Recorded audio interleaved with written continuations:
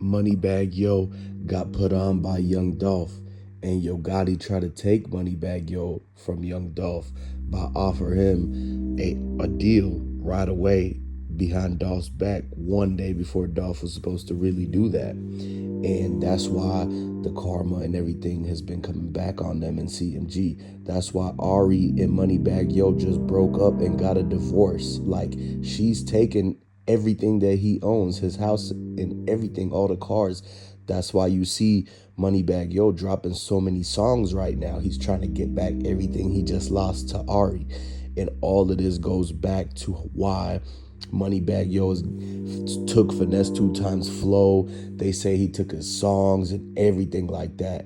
And this is all stemming from the fact that they all tried to go against Young Dolph when they knew that they should have stuck by his side and they would have been multi-triple millionaires right now. Russell Simmons, he already told CEO Baby Russell, which is his nephew, he told him like fall back because Moneybagg Yo, he better protect Russell Simmons' daughter, boy. And y'all already know who that is, man. Angela Simmons already told Yo Gotti, don't put your hands on me no more, or you already know we gonna expose what happened. I'm gonna go to my daddy, Russell.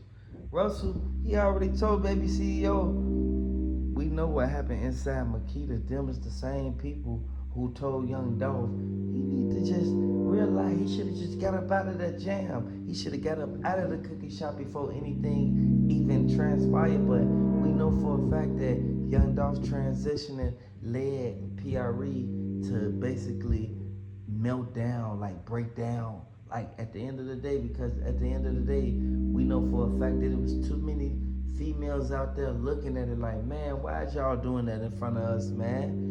We know for a fact that we just trying to kick it. We just trying to party, man. We not trying to do nothing else. And in all actual reality, dude who had the red iPhone with the cup in his hand, right there, hey, I want y'all to understand, dude, that was the dude with the dreads. His dreads came down right there above, like by his side, his waist, the dreads.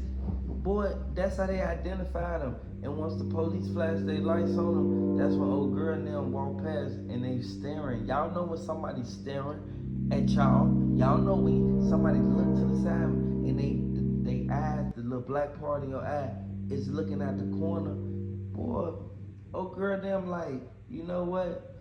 These the same people who had something to do with young Dolph get sent up. We gonna end up putting them people on them, man. And I want y'all to understand, quote unquote, Makita Raven knew for a fact it was too many people in 901 Trigger Trade who they used to let come inside Makita's and just hang around on the inside. So ain't no telling if they was a decoy, the people who was inside of Makita's with Young Dolph. They was a decoy and they was really 901 Trigger Trade members, like 901. You feel me? Y'all gotta understand. This is something that we all could take heed to, man.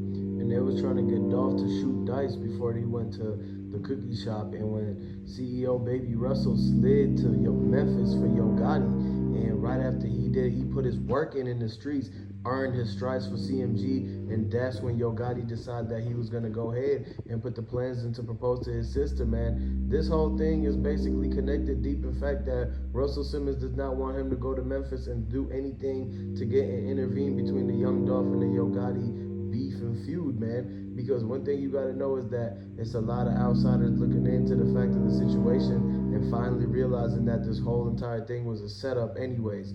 The plot thinking when Govan actually gave them the blueprints and gave him the 3 pieces of paper in the folder that he was handed to actually see exactly where Dolph was going to be coming in. That flyer that they handed out there, they kept it so that they know exactly where the location is. They was not supposed to hand the flyer out to every single person that was walking in downtown Memphis. Right after that, they got out of the country clubs, and you know everybody that's standing there in the sidewalk in front of the bar right when it's 2 a.m. and they cut everything off. They started handing out the flyers for the turkey drive saying, come help, but they did not realize that Young Dolph Ops was right there and they got a hold of everything, man. When they got the logo, they got the address and all that too with it. They know exactly what kind of car Dolph was going to be driving, man. They had 15 people block the street, so Dolph had no choice but to turn into the Makitas, man. All he was trying to do was get gas, but they was forcing him to try to get the cookies. They ran out in the parking lot right in front of the white car that was parked right there, man.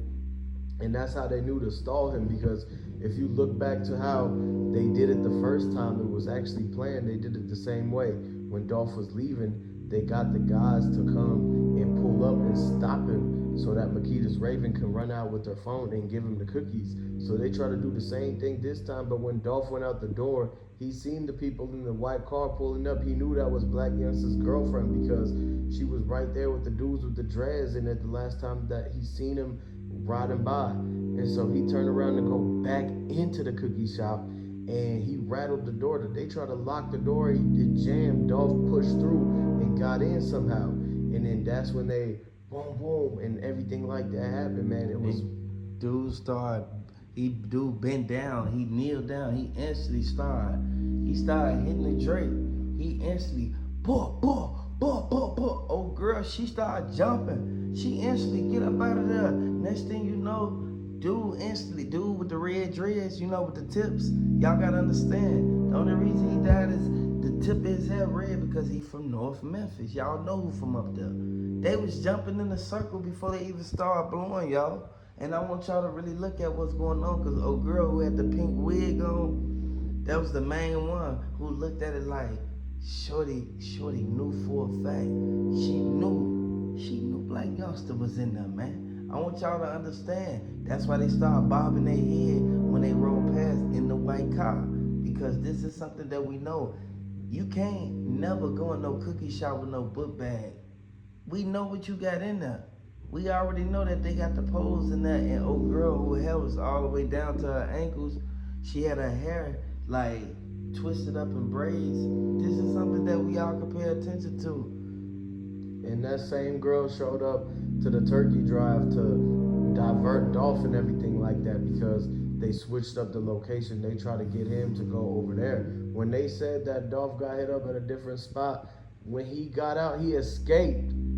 Dolph escaped out of the managers in the back office of the Makitas. He was almost out at the front, man. And then that's when they seen him, man, because they were waiting out there. There was nowhere to go, basically, because the people hadn't showed up. If Big Moochie Grape and Key Glock would have been right there, they could have held the other two dudes down. It would have been an even matchup. But the fact that it wasn't was really due to the fact that it was caught off guard when they knew to summon all the people there, because they had a whole entire screening to actually figure out who was gonna tell and who was not.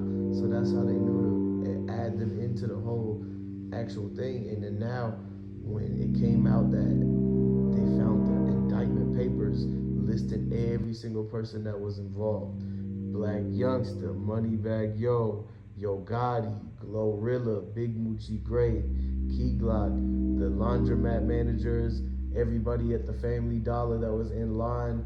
They got them all because they need everyone to speak forward. It's almost 250 people that they got as witnesses and everything, because every single one of the people that you see standing outside in the parking lot right there before they put the gates up is included in as what they have to come and testify from their point of view, because every single spot that somebody's standing, they could have seen it a different way.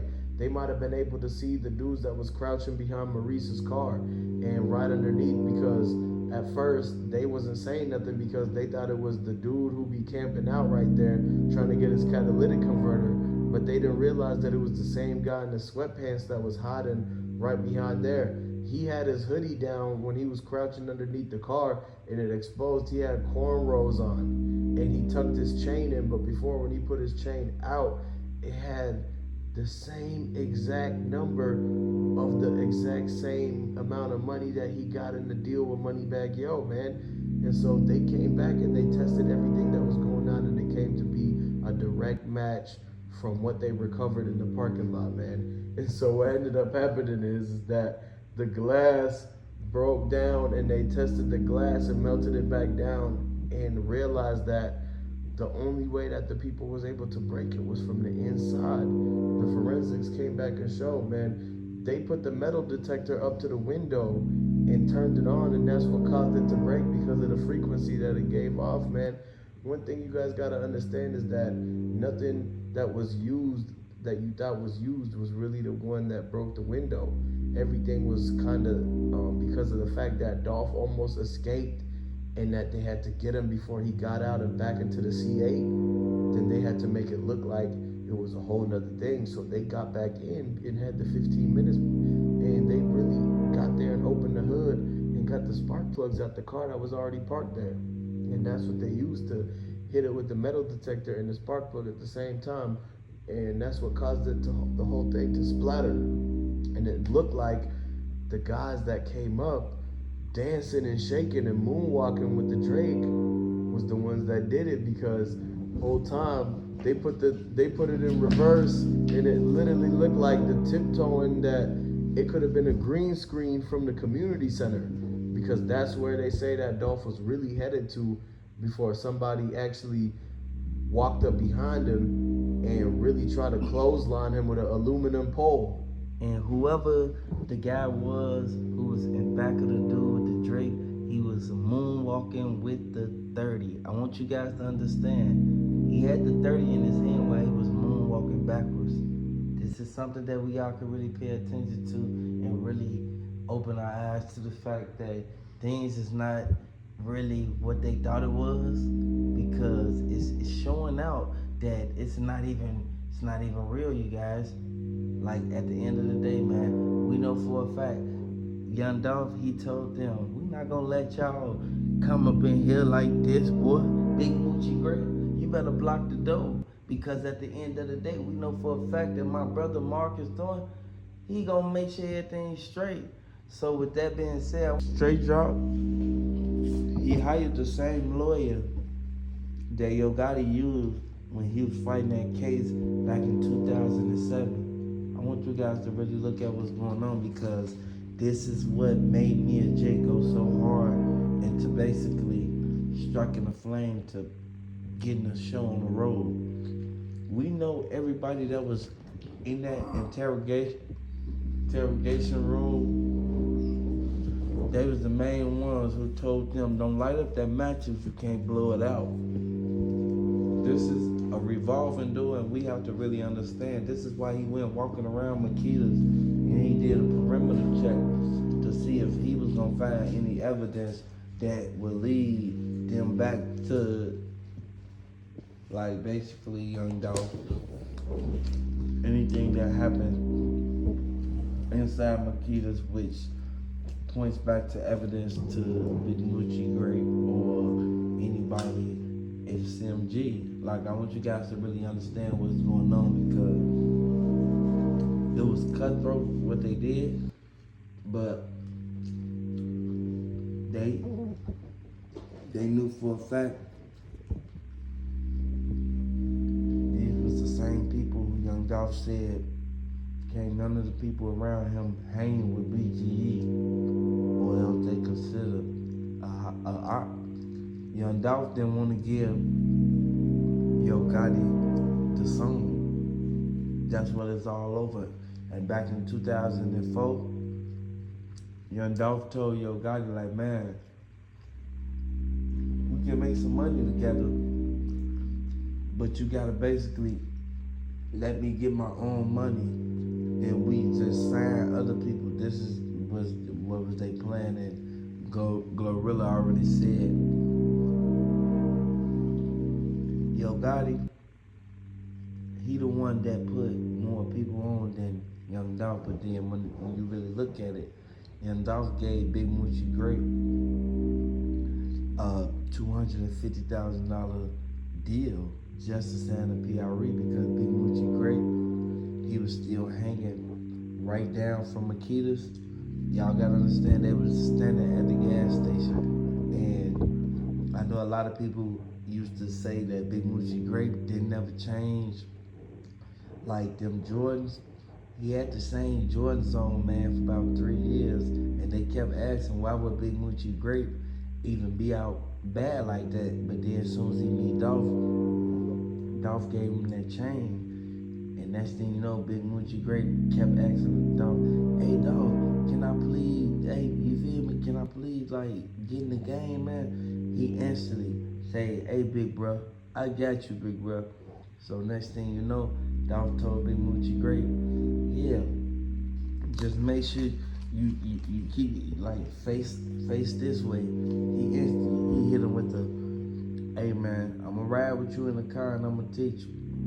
Next thing you know, Big Moochie Great instantly start exposing the fact that CMG was the main ones who had Black Youngster, like had him basically tell Glorilla, like, man, you need to stop hanging with Dog, cause it's going down.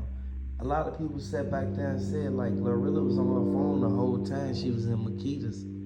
So this is something that we all can really pay attention to, because in our actual reality, these are the same people who asked Dolph, "Hey man, you need to watch Glorilla, cause Glorilla, she be on her phone too much, she be texting too much. You can't really be around that." Exactly, and when they came back and looked at what was happening, they know what happened in 2013.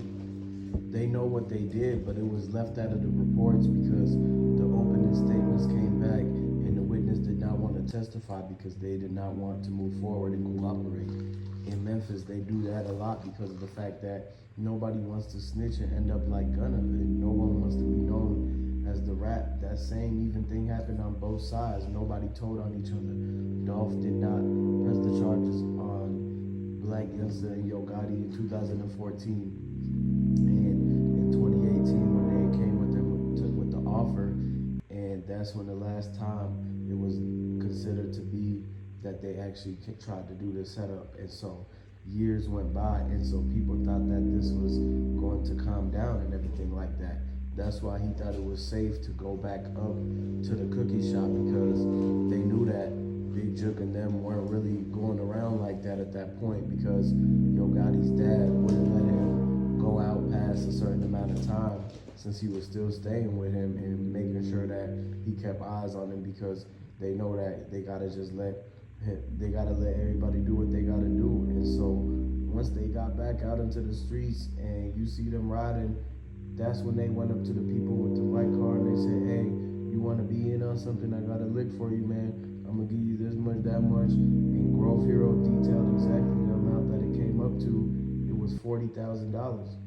And when Mia J figured out everything that was going on, she went and instantly seen and tried to get the footage, but it was too late because they already had a bidding war on it. And so that's why they only seen the parking lot version of everything that went on. And when you look at it, you can see a lot of people inside of it, including the people with the glasses. They was hiding. They was going behind the Family Dollar and opening the back doors to let people in and out. And people were saying that it wasn't the fact that it was 50 rounds that somebody blew and dumped there. It was 50 people in the back of the shop that was running out and going, and each single one of them pulled one time. And that's how you get the 50. And that's how all the windows was able to come down, because how did everybody just end up being there? It's only 3 cars in the whole parking lot, but 100 people came out, and there's no houses around there.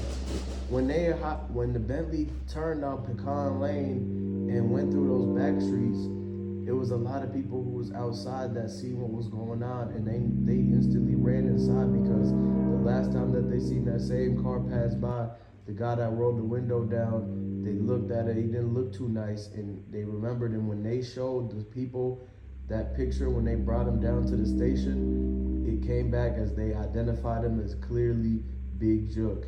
And that's why they ended up going and talking to him, because he cracked the door open and had the little chain on the lock, and he didn't fully open the door. They had the little chain that you hook on the door to your between the wall and the door, so that you could open it and talk to somebody, but you hiding behind that little silver or gold chain that's holding your door attached to the wall in case somebody tries to pry it open or kick it in. And so when he used that, they said, "Look, we had the paperwork to talk to you, so you have to come with us." And he turned around and Yo Gotti was right there. He said, "You heard him, right?"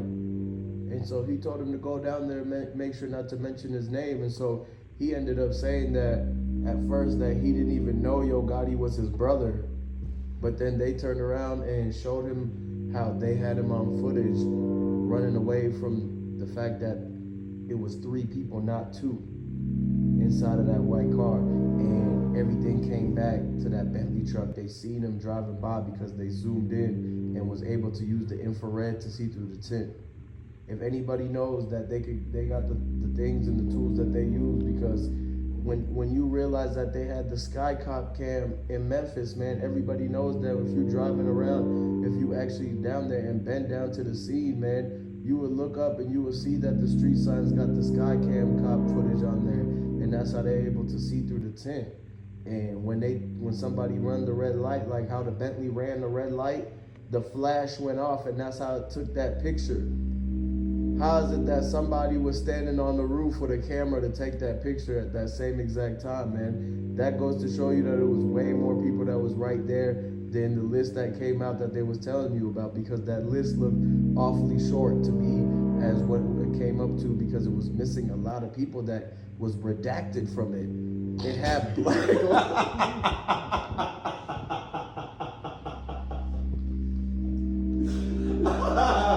Oh shit! oh shit! You did. Yeah, I like that.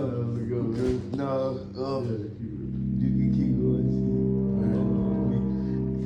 And the way that they did that, it only goes to show that they need to really like get certain things into order, because they already know for a fact that what Young Dolph ordered from Akitas, they knew that dude and them was gonna be watching, because it took a minute for them to even make the cookies. Young Dolph didn't want no cookies that been sitting in no shelf. Like, you guys gotta understand, Young Dolph didn't want that. So I want everybody to really look at the fact that dude and them who was in there, and then the other dude with the red hat. Ain't no telling if he from the other side or not, but I know Straight Drop wear a lot of red hats. And this is something that we know for a fact Young Dolph always wear the other type of color hat. So from what the lawyer is saying, man, this could really affect a lot of people in this case, because a lot of people know for a fact that this is something that we all can be like precarious about, but at the end of the day, we can also look at the fact that Big 30, he didn't want to involve himself in nothing that went on, because we know for a fact that me and Jay told everybody that was there. She said, I hope this ain't true, that Yo Gotti had something to do with my baby daddy getting sent up, because Black Youngster, he was the main one reaching out to me and Jay. He instantly, hey sister. He kept calling her sister, and we know for a fact that Black Youngster and me and Jay is not related in all actual reality. So we know for a fact Black Youngster, he got in that interrogation room and he told them people, I'ma just lay it flat out. I'ma let y'all know what happened. And this is what Black Youngster said. Everybody who was there,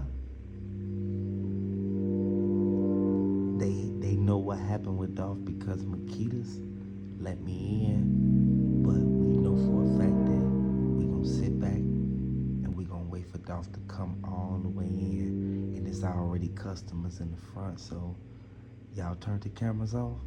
Okay, y'all got them on? Okay, we coming in now. I want you guys to hit the like button, subscribe to the channel, and for more updates, I want you guys to make it do what it do. Hit the notification bells. That's the way that you can get